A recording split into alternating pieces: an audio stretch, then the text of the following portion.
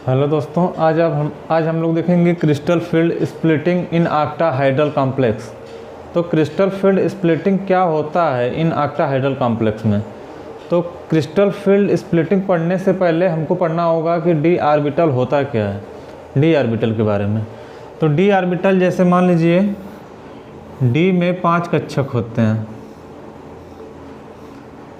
D में होते हैं 5 कक्षक। इसका नाम होता है डी एक्स वाई, इसका नाम होता है डी वाई जेड, इसका नाम होता है डी जेड एक्स, यह होता है D x square y square, और यह होता है डी जेड स्क्वायर। एक हो गया D x y, D y z, D z x, D x square y square, D z square हो गया। अब हम देखेंगे इनका स्ट्रक्चर कैसा होता है, डी ऑर्बिटल का स्ट्रक्चर के बारे में देखेंगे कि कैसा इनका स्ट्रक्चर होगा। तो देखिए डी एक्स वाई का स्ट्रक्चर इस तरह से होता है। ये डबल डम्बेल होते हैं, या क्या होते हैं, डबल डम्बेल, और इसमें 2 लोब होता है। जैसे यहाँ पर हो गया एक्स और यहाँ पर हो गया वाई, तो ये हो जाएगा डी एक्स वाई। पहला वाला हो गया डी एक्स वाई। इसी तरह दूसरा वाला देखेंगे, यह भी डबल डम्बेल होता है,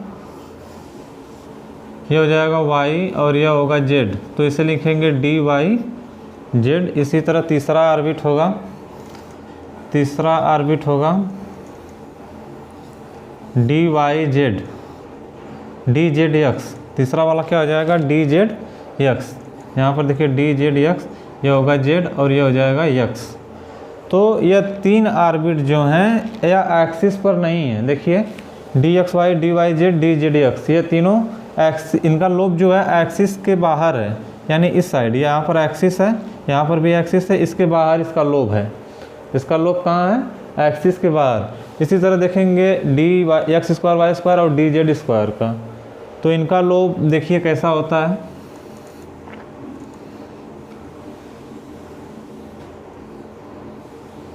इनमें देखिए ये हो गया एक्स, ये हो गया वाई, तो ये होता है D x square y square, ये हो गया D x square y square. इसका लोब देखिए यह एक्सिस पर होता है। इसका लोब कहाँ पर होता है, एक्सिस पर होता है, लेकिन इन तीनों का एक्सिस पर लोब नहीं होता है।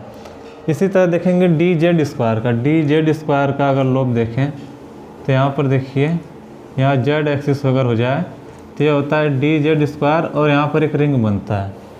तो सबसे पहले हमें डी ऑर्बिटल के बारे में देखना बहुत ज़रूरी है, क्योंकि क्रिस्टल फील्ड स्प्लिटिंग समझने से पहले डी ऑर्बिटल कैसा होता है, इसका शेप कैसा होता है, या कौन सा एक्सिस पर होता है, कौन सा नॉन एक्सिस पर होता है, इसको जानना बहुत ज़्यादा ज़रूरी है। तो इतना पहले नोट कर लीजिए। फिर हम देखेंगे क्रिस्टल फील्ड स्प्लिटिंग इन ऑक्टाहाइड्रल कॉम्प्लेक्स। तो पहले ऑक्टाहाइड्रल का ज्योमेट्री कैसा होता है, इसको देखना बहुत ज़रूरी है। इसको मिटा दें।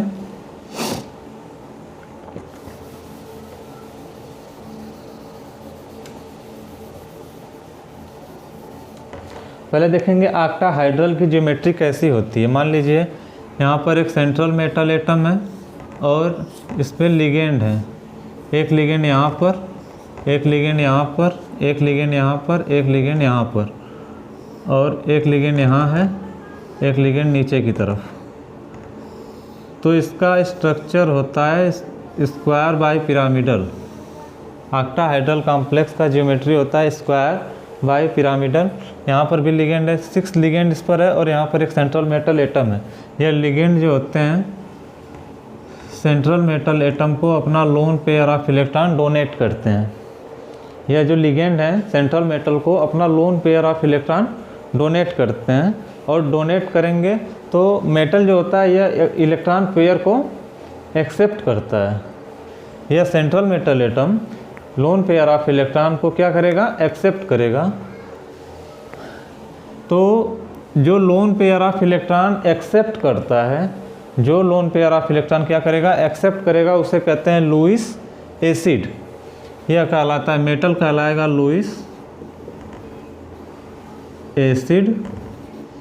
और जो लिगेंड होता है loan pair of electron donate करता है, यहाँ पर यह 6 लिगेंड है, तो इन्हें कहते हैं लुईस बेस। इन्हें कहेंगे लुईस बेस। लुईस एसिड का मतलब होता है जो lone pair of electron accept करे, और लुईस बेस का मतलब होता है जो lone pair of electron donate करे। ठीक है। यह तो हो गया लुईस एसिड तथा बेस। हमें देखना है क्रिस्टल फील्ड स्प्लिटिंग इन ऑक्टाहाइड्रल कॉम्प्लेक्स। ऑक्टाहाइड्रल कॉम्प्लेक्स का ज्योमेट्री ऐसा होगा जिसमें 6 इलेक्ट्रॉन यहाँ पर और सेंट्रल मेटल यहाँ पर है। इसका ज्योमेट्री हो जाएगा स्क्वायर बाई पिरामिडल। अब देखेंगे, अब इसमें देखेंगे स्प्लिटिंग कैसे होता है डी ऑर्बिटल का, क्यों डी ऑर्बिटल स्प्लिट हो जाते हैं 2 भागों में। तो पहला देखिए यहाँ पर यह लिगेंड जो होता है एक्सिस से loan pair of electron donate करता है। मान लीजिए इसको वाई एक्सिस, इसको एक्स एक्सिस और इसको जेड एक्सिस। तो यह हो जाएगा जेड डैश, यहाँ पर एक्स है तो इसके बगल वाला हो जाएगा एक्स डैश, यहाँ पर वाई है तो यहाँ पर यह हो जाएगा वाई डैश। इतना समझ में आ गया। अब देखेंगे इनमें स्प्लिटिंग क्यों होती है, ऑक्टाहाइड्रल कॉम्प्लेक्स में स्प्लिटिंग क्यों होती है। सबसे पहले देखिए यह सभी लिगेंड मेटल की तरफ जो आ रहे हैं, मेटल की तरफ वो अपना loan pair of electron donate कर रहे हैं और एक्सिस से आ रहे हैं। कहाँ से आ रहे हैं, यह भी एक्सिस से आ रहा है, यह भी एक्सिस से, यह भी एक्सिस से, यह भी एक्सिस से, सभी लिगेंड मेटल की तरफ एक्सिस से आ रहे हैं। और इसी से पता चलेगा कि स्प्लिटिंग क्यों हो रही है, क्यों नहीं हो रही है। देखिए सबसे पहले हम देखेंगे d x y, D y z और डी जेड एक्स ऑर्बिटल। 3 ठो ऑर्बिटल हैं, एक है डी एक्स वाई, एक है डी वाई जेड, एक है डी जेड एक्स। यह तीनों देख रहे हैं, इनके लोब जो हैं तीनों के यह नॉन एक्सिस पर हैं, यानी एक्सिस इधर है तो यह एक्सिस के बीच में है। और d x square y square और डी जेड स्क्वायर, इन दोनों का लोब जो है एक्सिस पर है, इन दोनों का लोब एक्सिस पर है और यही स्प्लिटिंग का कारण होता है। इसीलिए स्प्लिटिंग होती है, क्योंकि आपको एक बात और याद रखना होगा कि एक्सिस का रिपल्सन ज़्यादा होता है और एक्सिस नॉन एक्सिस का रिपल्सन कम होता है। इसको याद रखना होगा, एक्सिस का रिपल्सन ज़्यादा होगा और एक्सिस नॉन एक्सिस का रिपल्सन कम होता है। अब देखिए कैसे स्प्लिटिंग होगा। यहाँ पर 3 लिगेंड हैं, जो 3 ऑर्बिटल जो हैं, 3 ऑर्बिटल आएंगे इस पर एक्सिस की तरफ से। कहाँ से आएंगे, एक्सिस से। तो मेटल जो होता है, मेटल के पास भी इलेक्ट्रॉन होता है और मेटल का इलेक्ट्रॉन के बीच में रिपल्सन होता है। इलेक्ट्रॉन के बीच में जब रिपल्सन होगा तो देखिए यहाँ पर एक लिगेंड इधर से सभी एक्सिस से आ रहे हैं, लेकिन यह 3 जो ऑर्बिट हैं यह एक्सिस से आएंगे, लेकिन यह नॉन एक्सिस पर हैं। यह कहाँ पर हैं, यह भी नॉन एक्सिस, यह भी नॉन एक्सिस, यह भी नॉन एक्सिस। एक्सिस से आ रहे हैं लेकिन है नॉन एक्सिस पर। तो एक्सिस नॉन एक्सिस का जो रिपल्सन होता है कम होता है, इसलिए एनर्जी लेवल नीचे की ओर जाता है। और यहाँ पर देख रहे हैं यह दोनों एक्सिस पर हैं, तो एक्सिस पर इनका लोब है और आ रहे हैं मेटल की तरफ एक्सिस की तरफ से। तो एक्सिस का रिपल्सन ज़्यादा होगा, और जब एक्सिस का रिपल्सन ज़्यादा होगा तो इनकी एनर्जी जो होती है ज़्यादा मात्रा में स्प्लिट होगी और हायर लेवल में चली जाएगी। इनकी एनर्जी लेवल हायर लेवल में क्यों जाती है, क्योंकि यह एक्सिस पर पहले से हैं और एक्सिस से मेटल की तरफ बढ़ रहे हैं। तो एक्सिस का रिपल्सन ज़्यादा होगा और यह तीनों क्या हैं, नॉन एक्सिस पर हैं, एक्सिस से जा रहे हैं। तो एक्सिस नॉन एक्सिस का रिपल्सन कम होगा, इसकी एनर्जी लेवल डाउन जाएगी। और जिसका जो एक्सिस से हैं उनका रिपल्सन ज़्यादा होगा, इसलिए उनका एनर्जी लेवल हाई जाएगा। देखेंगे अब कैसे स्प्लिटिंग होता है। स्प्लिटिंग कैसे होता है, तो d x y, D y z, D z x नीचे जाएंगे, d x square y square, D z square ऊपर जाएंगे। क्यों, क्योंकि यह एक्सिस पर है और यह नॉन एक्सिस पर है। यहाँ पर एक्सिस रिपल्सन होगा, यहाँ पर एक्सिस और नॉन एक्सिस रिपल्सन होगा। देखिए कैसे होता है डी ऑर्बिटल का स्प्लिटिंग, इसको हम देखेंगे।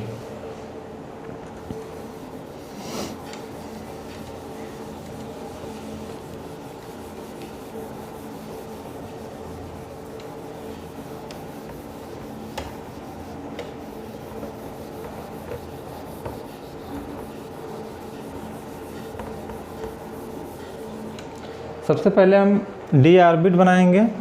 डी में 5 ऑर्बिट होते हैं। डी में कितने ऑर्बिट होते हैं, 5 ऑर्बिट। डी में जब 5 ऑर्बिट होंगे, यह होगा डी एक्स वाई, यह होगा डी वाई जेड, यह होगा डी जेड एक्स यह होगा d x square y square और यह होगा डी जेड स्क्वायर। तो यह होगा डी जेड स्क्वायर।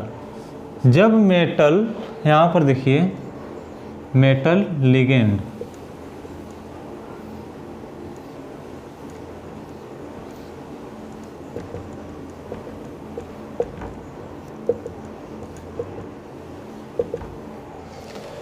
यहाँ पर सेंट्रल मेटल एटम है, लिगेंड आ रहा है। तो जब लिगेंड मेटल की तरफ बढ़ेगा, अभी लिगेंड मेटल से जुड़ा नहीं है, लेकिन जैसे ही मेटल से जुड़ने जाएगा तो डी ऑर्बिटल का एनर्जी क्या होगा, हाई होगा। तो इसलिए यह जो डी ऑर्बिटल है यह ऊपर की तरफ जाएगा, और जब ऊपर की तरफ जाएगा तो यह इस तरह से हो जाएगा। लेकिन जैसे ही यह मेटल लिगेंड को अपनी तरफ जोड़ लेगा तो एनर्जी एक्सिस वाला ऊपर जाएगा और नॉन एक्सिस वाला नीचे की तरफ जाएगा। तो इसमें स्प्लिटिंग होगी, दो भागों में टूट जाएगा। कौन कौन सा था एक्सिस पर, d x square y square और डी जेड स्क्वायर। यह दोनों ऑर्बिट क्या थे, एक्सियल पोजीशन पर थे, और एक्सिस का रिपल्सन हो रहा था, यह ऊपर की तरफ जाएगा। यह कहाँ जाएगा, ऊपर की तरफ। तो इस प्रकार से इसकी एनर्जी हाई हो जाएगी, और d x square y square D z square, यह दोनों कहाँ चले जाएंगे, हायर एनर्जी लेवल में, क्योंकि इनका रिपल्सन एक्सियल रिपल्सन था। लेकिन जो तीन ऑर्बिट थे उनमें एक्सियल और नॉन एक्सियल रिपल्सन था। तीन में क्या था, एक्सियल, यानी d x y D y z और डी जेड एक्स। इन दोनों में क्या था, इसमें एक्सियल रिपल्सन था, इसलिए इसका एनर्जी लेवल हाई चला गया। इसमें एक्सियल नॉन एक्सियल रिपल्सन था, इसलिए इसका एनर्जी लेवल डाउन चला गया। इनके बीच में जो इसे कहते हैं डेल्टा नॉट, यह ऑक्टाहाइड्रल के क्रिस्टल फील्ड स्टेबलाइजेशन एनर्जी को दिखाता है, और इनके बीच में एक सेंटर होता है, इसे कहते हैं बैरी सेंटर। इसे कहते हैं बैरी सेंटर। और इतने का और इतने का योग हमेशा 0 के बराबर होता है।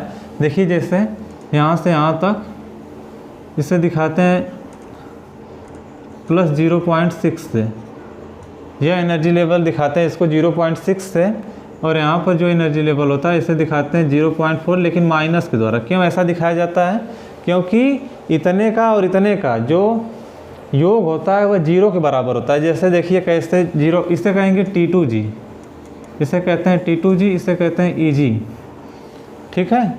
इसे कहते हैं T2G, इसे कहते हैं EG। यहाँ पर एक्सियल का रिपल्सन ज़्यादा हुआ, एनर्जी लेवल हाई चली गई। यहाँ पर एक्सियल नॉन एक्सियल का रिपल्सन कम हुआ, एनर्जी लेवल डाउन चला गया। 3 ऑर्बिटल नीचे, 2 ऑर्बिटल ऊपर की तरफ। इसे कहते हैं T2G, इसे कहते हैं EG।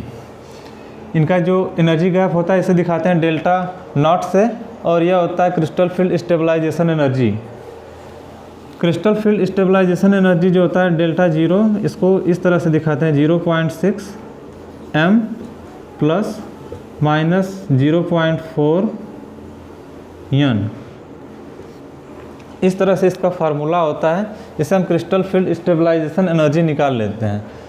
यह तो हो गया क्रिस्टल फील्ड स्प्लिटिंग इन ऑक्टाहाइड्रल कॉम्प्लेक्स।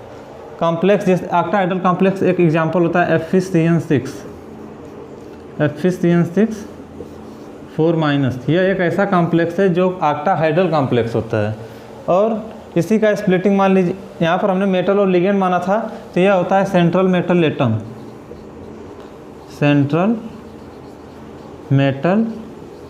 एटम, और यह होता है लिगेंड,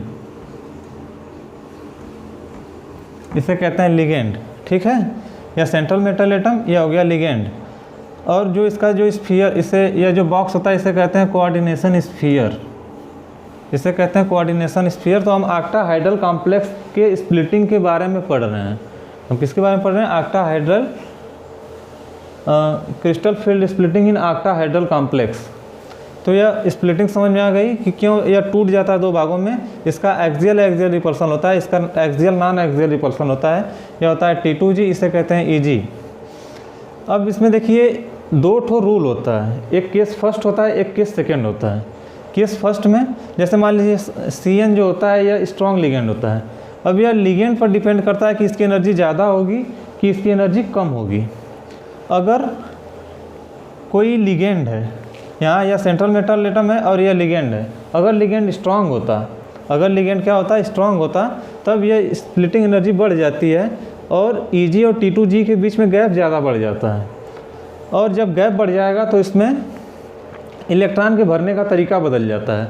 और अगर यह लिगेंड जो है, अगर यह लिगेंड वीक लिगेंड होता, अगर क्या होता, यह वीक लिगेंड होता, तब इसमें इलेक्ट्रॉन के भरने का तरीका बदल जाएगा, इसमें एनर्जी गैप कम हो जाएगा। और जब एनर्जी गैप कम हो जाएगा, जितना कम एनर्जी गैप होगा, तो इलेक्ट्रॉन सब में पहले एक एक इलेक्ट्रॉन जाता है और इसके बाद पेयरिंग स्टार्ट होती है। लेकिन अगर एनर्जी गैप बढ़ जाएगा तो इसमें हुंड रूल फॉलो नहीं करेगा, पहले इसमें इलेक्ट्रॉन भरेंगे, इसके बाद इसमें इलेक्ट्रॉन भरा जाएगा।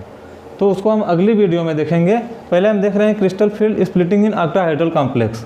तो आपको थियरी समझ में आ गया होगा कि क्रिस्टल फील्ड स्प्लिटिंग होता क्या है, कैसे होता है। पहले मैं बताया कि डी ऑर्बिटल के बारे में बताया। डी ऑर्बिटल में 5 ऑर्बिट होते हैं। एक होता है dxy, dyz, dzx, dx², y², dz², 5 होता है, जिसमें 3 नॉन एक्सियल होते हैं, 2 एक्सियल होते हैं।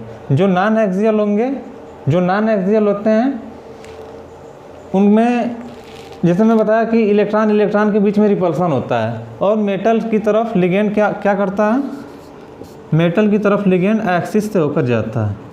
लिगेंड कहाँ से होकर जाता है, एक्सिस से होकर जाता है। और एक्सियल नॉन एक्सियल का रिपल्सन कम होगा। और जब एक्सियल नॉन एक्सियल का रिपल्सन कम होगा तो इसकी एनर्जी लेवल डाउन जाएगी। और एक्सियल का रिपल्सन हमने बताया कि dx² y² और dz², ये एक्सिस पर होते हैं और एक्सिस से ही लिगेंड मेटल की तरफ बढ़ते हैं। तो एक्सिस का रिपल्सन ज़्यादा होगा, सेंट्रल मेटल एटम ज़्यादा इसको धक्का देगा और इसकी एनर्जी हायर चली जाएगी। और यहाँ पर क्या होगा, एक्सिस नॉन एक्सिस होगा रिपल्सन, तो इसकी एनर्जी लेवल डाउन चली जाएगी। इसे कहते हैं T2G, इसे कहते हैं Eg। Crystal field stabilization energy का फार्मूला होता है 0.6 × m प्लस 0.4 × n। अब इसके द्वारा हम आगे देखेंगे कि कैसे इलेक्ट्रॉन भरा जाता है। जैसे D1 कक्षक में, D2 कक्षक में, D3 कक्षक में, D4 में, D5 में, D6 में, D7 में, D8 में। तो इस प्रकार इलेक्ट्रॉन कैसे भरा जाएगा, इसको हम अगली वीडियो में देखेंगे। हमको उम्मीद है कि आप लोगों को जैसे ये crystal field splitting in octahedral complex अच्छे से समझ में आ गया होगा। अगर ना समझ में आया तो 2 बार वीडियो देखिएगा, धीरे धीरे समझ में आ जाएगा, बहुत ज़्यादा कठिन नहीं है। हमारा अगर लेक्चर आप लोग ध्यान से पढ़े होंगे तो आपको समझ में आ गया होगा कि crystal field splitting in octahedral complex क्या होता है। ठीक है, तो हम अगली वीडियो में मिलेंगे, तब तक के लिए धन्यवाद।